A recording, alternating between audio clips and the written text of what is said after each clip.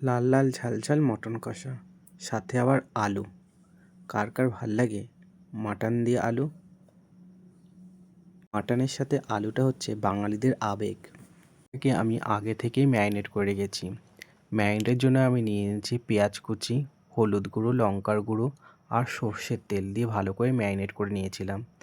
এরপর আলুগুলোকে আমি কেটে নিয়েছি। এরপর নিয়ে নিয়েছি রসুন বাটা, আদা বাটা আর পেঁয়াজ বাটাটাকে পেস্ট করে নিয়েছি, আর পেঁয়াজ কুচিও করে নিয়েছি। কড়াইতে সর্ষের তেল দিয়ে নিয়েছি। তেলটা গরম হয়ে গেলে আমি দিয়ে দেবো আলুগুলোকে। আলুগুলোকে কিন্তু আমি লাল করে ভেজে নেব। দেখতেই পাচ্ছ আলুগুলোকে আমি দিয়ে দিয়েছি। আলুগুলোকে একদম লাল লাল করে ভেজে নিয়েছি। একই তেলে আমি দুটো তেজপাতা, গরম মশলা আর শুকনো লঙ্কা ফোড়ন দিয়ে নেব, আর দিয়ে দেবো পেঁয়াজ কুচো। পেঁয়াজ কুচোটাকে ব্রাউন কালার করে ভেজে নেব।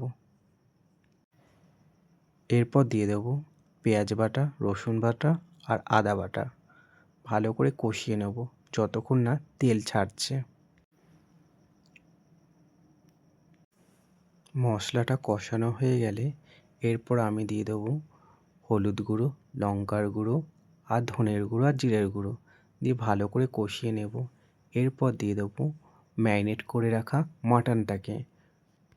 ম্যারিনেট করা মাটনটা দিয়ে মশলার সাথে ভালো করে কষিয়ে নেব যতক্ষণ না তেলটা ছাড়ছে। দেখতেই পাচ্ছ কত সুন্দরভাবে কষানো হয়ে গেছে, আর সাথে কিন্তু আমি একটা গোটা রসুনও দিয়ে দিয়েছি, আর পরিমাণ মতো নুন দিয়ে দেবো।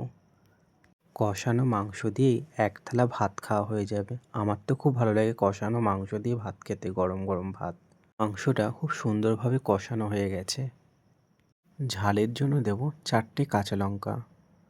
তোমরা যদি বেশি ঝাল খাও তোমরা এর থেকে আরও বেশি লঙ্কা দিতে পারো।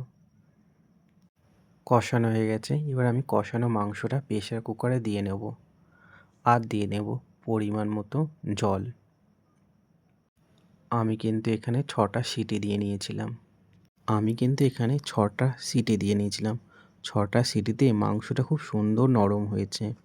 তোমরাও কিন্তু এরকমভাবে করে দেখতে পারো। লাল লাল ঝাল ঝাল মাটন।